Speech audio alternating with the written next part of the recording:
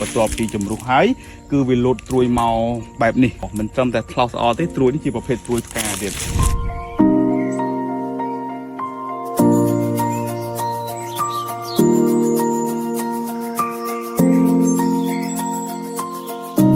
ថ្ងៃនេះដែរខាងក្រុមការងារ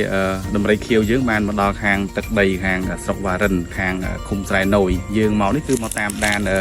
ចំការចន្ទីរបស់កសិករយើងដែលគាត់ប្រើប្រាស់ទៅលើផលិតផលដំរីខៀវ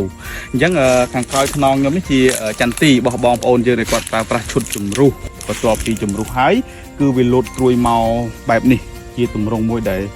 ល្អមែនទែនដែលជាទម្រង់ត្រួយថ្លោសល្អមិនត្រឹមតែថ្លោសល្អទេត្រួយនេះជាប្រភេទត្រួយផ្កាទៀតត្រួយដែលវាលោតមកនេះពិតតែជាទម្រង់ត្រួយផ្កា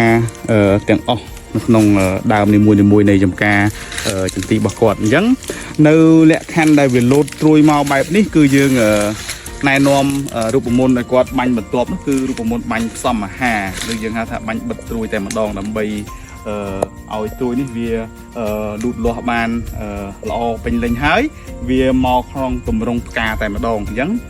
ពីខាងដំរីខៀវយើងណែនាំឲ្យគាត់ប្រើប្រាស់ពពួកជីស្តង់ដារផ្កាផ្លែឲ្យគាត់ប្រើ2គីឡូ